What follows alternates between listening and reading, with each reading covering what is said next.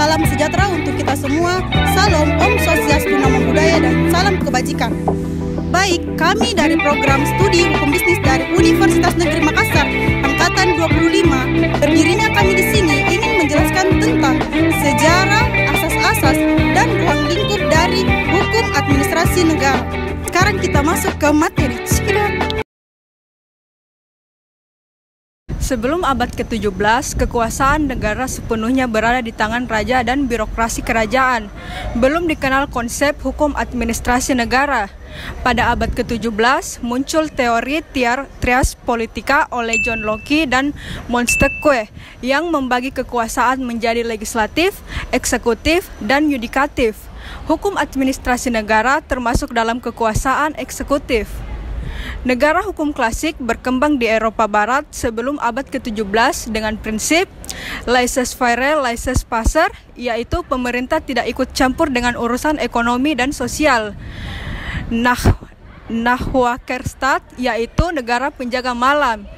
Staatsholding, yaitu negara menjauh dari urusan masyarakat. Akibatnya, negara hanya melindungi kepentingan penguasa dan mengabaikan kepentingan umum. Negara hukum modern atau welfare state artinya negara berperan aktif dalam meningkatkan kesejahteraan sosial warga. Pemerintah melakukan intervensi lebih luas di berbagai kehidupan masyarakat. Hukum administrasi negara menjadi lebih penting karena mengatur tindakan pemerintah dalam menjalankan fungsi kesejahteraan publik. Sehingga teori negara hukum klasik dan modern berfungsi sebagai kerangka klasifikasi untuk memahami sistem pemerintahan dan pembagian kekuasaan publik di era kontemporer. Hukum administrasi negara pada pokoknya merupakan instrumen hukum yang dipergunakan oleh pemerintah dalam menjalankan tugas-tugas publiknya, melayani kepentingan masyarakat. Tugas dan fungsi melayani masyarakat umum yang merupakan kewajiban yang hanya dapat dilakukan oleh pemerintah ataupun bestor. Baik, sebelum memasuki poin-poin penting dalam asas hukum administrasi negara, izinkan saya menjelaskan sedikit tentang hukum administrasi negara.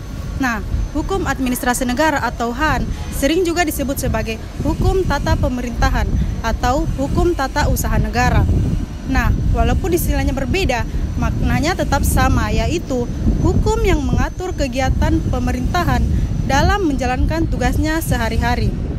Hukum administrasi negara berkembang dari hukum tata negara karena adanya kebutuhan praktis akibat pesatnya perkembangan masyarakat dan pemerintahan. Nah, menurut Fritz Werner, Oppenheim, dan Van Vollenhoven, hukum tata negara adalah hukum dalam keadaan diam atau staat in rust, sedangkan hukum administrasi negara adalah hukum dalam keadaan bergerak atau staat in beweging, yaitu ketika alat negara mulai menjalankan tugas dan kewenangannya. Asas-asas hukum administrasi negara. Yang pertama, asas legalitas. Setiap tindakan administrasi negara harus berdasarkan hukum atau tidak boleh ada tindakan pemerintah tanpa dasar hukum yang sah. Yang kedua, asas kebebasan. Pemerintah diberi kebebasan bertindak atau inisiatif sendiri untuk menyelesaikan masalah mendesak yang belum diatur oleh undang-undang. Tujuannya agar keputusan bisa diambil cepat, tepat, dan bermanfaat bagi kepentingan umum, tanpa harus menunggu aturan baru.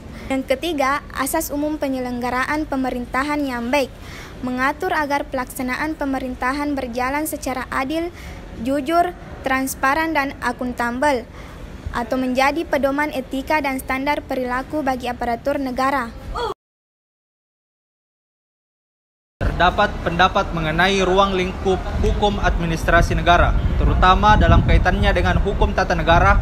Secara umum, hukum administrasi ini meliputi hukum tentang dasar-dasar dan prinsip utama administrasi negara, hukum tentang organisasi administrasi negara, hukum tentang aktivitas-aktivitas administrasi negara yang bersifat yuridis, hukum tentang sarana-sarana administrasi negara, hukum administrasi pemerintahan daerah dan wilayah, hukum administrasi kepegawaian, hukum administrasi keuangan, hukum administrasi material, hukum administrasi perusahaan negara, dan hukum tentang peradilan administrasi negara.